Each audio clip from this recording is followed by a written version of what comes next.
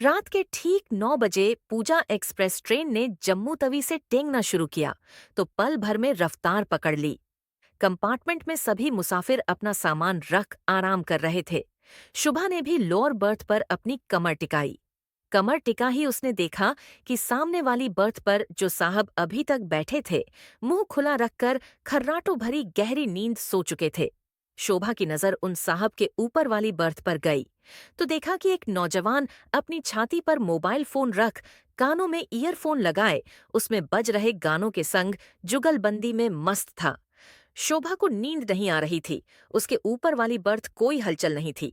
उस पर सामान रखा हुआ था और सामान वाला उसी कंपार्टमेंट के आखिरी छोर पर अपने दोस्त के साथ कारोबार की बातें कर रहा था। रात गुजर गई। शोभा लेटी रही मगर सो नहीं पाई थी। सुबह के 6 बज चुके थे। अपनी ही दुनिया में मस्त वह नौजवान उठा और वॉशरूम की तरफ चल दिया। जब वह लौटा तो उसका चेहरा एकदम तरोताजा दिख रहा था। तब तक गाड़ी करनाल रेलवे स्टेशन पर रुक चुकी थी। वह नौजवान छोले कुलचे लेकर आया और फिर उसने देखते ही देखते नाश्ता कर लिया। सामने वाली बर्थ पर लेटे साहब हरकत में आने शुरू हुए। उन्होंने शोभा से पूछा, मैडम, यह गाड़ी कौन से स्टेशन पर रुकी हुई है? शोभा ने उनके सवाल का जवाब देते हुए कहा, जी करनाल। स्टेशन पर तभी ट्रेन ने रंगना शुरू कर दिया। उन साहब ने सवाल किया, क्या कोई चाय वाला नहीं आया? अब तक शोभा बोली, जी बहुत आए थे मगर आप सो रहे थे वे साहब। चाय की तलब लिए फिर से अपनी बर्थ पर आलू की तरह लुढ़क गए। थोड़ी देर बाद उनका मुंह खुला और वे फिर से खट्टी लेने लगे। शोभा ने सामने ऊपर वाली बर्थ पर उस नौजवान पर निगाह डाली तो देखा कि वह कोई उपन्यास पढ़ रहा था। न जाने क्यों शोभा की निगाहों को वह अच्छा लगने लगा था। उसका डील डॉल कदकाठी हेयर और उसके दैनिक निक रूटीन से उसने अंदा लगा लिया था कि यह तो पक्का फौजी है। इसके बाद शोभा वॉशरूम चली गई। थोड़ी देर बाद वह होठों को और गुलाब कर, आंखों को कजरारी कर, चेहरे को चमक, जुल्फों को संवार कर जब वापस अपनी बर्थ की ओर लौटने लगी तो उसकी नजरें दूर से ही उस नौजवान पर जा टिकी। वह उपन्यास के पात्रों में खोया हुआ था। शोभा ने ठोकर लगने की सी एक्टिंग कर उसका ध्यान अपनी ओर खींचने की कोशिश की, मगर सब बेकार। शोभा खिसिया सी खिड़की के पास आकर बैठ गई और बाहर झांकने लगी। तकरीबन 7 बजे इस सोनीपत स्टेशन पर रुकी तो शोभा ने अपनी नजरें नौजवान पर टिकाकर सामने वाले साहब को पुकारते हुए कहा, जी उठिए, स्टेशन पर गाड़ी रुकी है, चाय नाश्ता सब है। यहाँ ओके, थैंक यू, चाय पीने का बड़ा मन है मेरा। उन साहब ने कहा, जी इसीलिए तो उठाया है, मैं जानती हूँ कि आप चाय की तलब के साथ ही सो गए थे। शोभा बोली। चाय वाला जैसे ही खिड़की पर आया तो उन साहब ने छत से चाय का कप लिया और अपनी जेब से पैसे निकालकर चाय वाले को थमा दिए। इसके तुरंत बाद आलू पूरी वाले ने खिड़की पर दस्तक दी तो पल भर में उन साहब ने आलू पूरी अपने हाथों में थाम ली। शोभा की नजर दोबारा ऊपर वाली बर्थ पर गई तो उसने देखा कि वह नौजवान अभी भी उपन्यास पढ़ने में डूबा हुआ था। चाय नाश्ते से निबटकर जब उन साहब को फुर्सत मिली तो उन्होंने शोभा को थैंक यू कहा।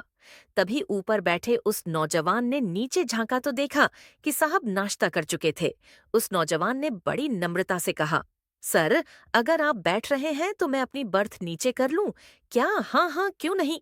थोड़ी देर बाद वह नौजवान उन साहब की बगल में तो शोभा के ठीक सामने बैठ चुका था। शोभा अपनी बर्थ पर बैठी बैठी खिड़की से बाहर झांकते झांकते अपनी नजरें उस नौजवान की नजरों से मिलाने की कोशिश करने लगी, लेकिन वह नौजवान तो उसे देख ही नहीं रहा था। वह सोचने लगी, ऐसा कभी हुआ ही नहीं कि मुझे कोई देखे भी ना। अगर कोई मेरी बगल से भी गुजरता है तो वह पलटक मुझे जरूर देखता। उस नौजवान पर टकटकी लगाए शोभा सोच रही थी कि तभी उसने पानी की बोतल शोभा की ओर बढ़ाते हुए कहा, मैडम पानी पी लीजिए। यह सुनकर शोभा के गंभीर चेहरे पर एक मुस्कान उभरी। उसकी ओर देखते देखते शोभा पानी की बोतल अपने हाथ में थाम बैठी और 2-4 घूंट गटागट पी भी गई। पानी की बोतल उसे वापस देते हुए शोभा ने अपने कयास को पुख्ता करने के लिए पूछ लिया, आप फौजी हैं ना जी? शोभा ने उससे दोबारा कहा। बुरा मत मानना प्लीज, मैंने किसी से सुना था कि फौजी दिमाग से पैदल होते हैं।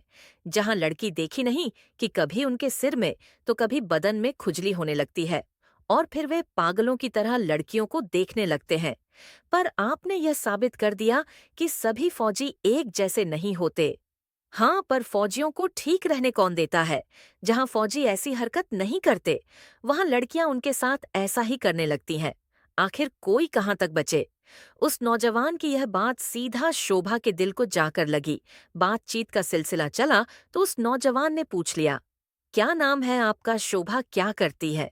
आप? जी मैं बैंक में हूँ। बहुत अच्छा, वह फौजी बोला। शोभा ने पूछा, और आपका नाम? मेरा नाम प्रिंस है, प्रिंस। वह भी सेना में, पर कौन रहने देता होगा आपको? वहां प्रिंस की तरह इस बात पर वे दोनों हंस दिए थे। हंसी ठहाकों के बीच उन्हें पता ही नहीं चला कि ट्रेन कब नई दिल्ली स्टेशन पर आकर रुक गई। सवारियों ने उतरना शुरू किया तो साथ ही साथ नई सवारियों का चढ़ना भी जारी था। तभी एक बंगाली जोड़ा अपना बर्थ नंबर ढूंढते ढूंढते वहां आ पहुंचा। अधेड़ उम्र के उस बंगाली जोड़े ने अपना सामान सीट के नीचे रखा और वे दोनों शोभा व प्रिंस के साथ ही आ बैठे। दिन भर की प्यारा भरी बातों के सिलसिले के साथ ही एक के बाद एक स्टेशन भी पीछे छूटते रहे और पता ही नहीं चला कि कब शाम हो गई। पेंट्री वाले आए। खाने का ऑर्डर बुक किया। कुछ देर बाद रात का भोजन सबके सामने था। खाना खाने के बाद प्रिंस ने टूथब्रश किया तो शोभा ने भी उसकी देखा दी यह काम कर डाला। सभी सुस्ताने के मूड में आए तो सबने अपनी अपनी बर्थ संभालने शुरू कर दी। बंगाली जोड़ा कुछ परेशान सा इधर उधर तकने जांक लगा। प्रिंस ने उन्हें टोक हुए पूछ ही लिया, क्या बात है जी? बंगाली आदमी ने अपना दर्द बयान किया। क्या बताएं बेटा, एक तो हम शरीर से भारी, उस पर उम्र के उस पड़ाव पर हैं कि जहां हमारे लिए ऊपर वाली बर्थ पर चढ़ना उतरना किसी किले को फतह करने से कम नहीं है। कहीं इस चढ़ने उतरने में फिसल कर गिर गए तो दो चार हड्डियां तो टूट ही जाएंगी। इतने में बंगाली औरत की याचक निगाहें शोभा के छरहरी बदन पर जा पड़ी। उन्होंने विनती करते हुए कहा, बेटी, क्या आप हमारी मदद कर सकती हैं? शोभा हैरानी से उनकी ओर देखते हुए बोली, कैसे आंटी? आप बर्थ एक्सचेंज कर लीजिए। प्लीज, आप जवान लोग हो, ऊपर की बर्थ पर चढ़ उतर सकते हो। ठीक है आंटी, मैं ऊपर वाली बर्थ पर चली जाती हूँ। आप मेरी बर्थ पर सो जाइए, शोभा ने कहा। शोभा पायदान में पैर अटका कर प्रिंस के सामने ऊपर वाली बर्थ पर चढ़ गई तो बंगाली जोड़ा भी नीचे वाली बर्थ पर लेट गया। प्रिंस, जो पहले से ही अपनी बर्थ पर मौजूद था, अब तक उपन्यास के पन्नों में झुका था। शोभा ने उते हुए उसकी तरफ देखा और एक बदन तोड़ अंगड़ाई लेते हुए अपनी छाती को उभारा तो फौजी की नजरें उपन्यास से हटकर उसके बदन पर आ ठहरी। उपन्यास हाथ से छूटकर नीचे गिर गया। शोभा के चेहरे पर मादकता में लिपटी जीत की मुस्कान तैर गई। उसने नीचे गिरे हुए उपन्यास को देखा तो उसके उभार झांकने लगे। फौजी की निगाहें तो मानो वहीं पर अटक कर रह गई। फौजी ने शोभा की ओर देखकर कहा, बुरा मत मानना, आपकी हंसी तो बेहद खूबसूरत है। शोभा ने भी जवाब में कहा, आपका चाल चलन बहुत अच्छा है, मैं कल से देख रही हूँ। यह बात सुनकर प्रिंस हंस पड़ा और बोला, आर्मी वालों का चाल चलन बिगड़ने कौन देता है? मैडम कैद में रहते हैं, कोई हमें खुला छोड़कर तो देखे। शोभा मुस्कुराते हुए कहने लगी, अब चाल चलन कुछ ठीक नहीं लग रहा है। आपका कहाँ से ठीक रहता? आप जो कल रात से मुझ पर डोरे डालती आ रही हैं, हम कंट्रोल करना जानते हैं। तो इसका मतलब यह तो नहीं हुआ कि किसी हुस्न परी को देखकर हमारा दिल ही नहीं धड़कता। हम बात मौका देखकर करते हैं मैडम। शुभा ने उसकी बातों में दिलचस्पी लेते हुए पूछा, गाने के शौकीन हो बाबू, फौज में क्यों चले गए? प्रिंस गंभीर हो गया, फिर कुछ सोचते हुए बोला, एक लड़की के चक्कर में फौजी बन गया। उसे आर्मी वाले पसंद थे। ओ, अब तो वो लड़की आपकी पत्नी होगी। नन, जब मैं ट्रेनिंग करके गांव लौटा तब तक उसने किसी कारोबारी से शादी कर ली थी, मगर मैं फौजी होकर रह गया। बहुत दुख हुआ होगा उसके ऐसा करने पर।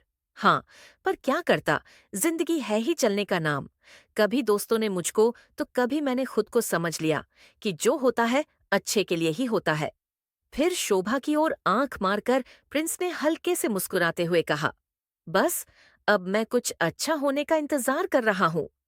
क्या बात है साहिब, मुझे आपकी यही अदा तो बड़ी पसंद है। मुझसे दोस्ती करोगी? वह तो हो ही गई है, अब इसमें कहने की क्या बात है? फिर उन दोनों ने एक दूसरे से हाथ मिलाया तो शोभा ने प्रिंस की हथेली में अपनी उंगलियों से सरसराहट सी पैदा कर दी। उस सरसराहट ने प्रिंस के तन मन में खलबली मचा दी थी।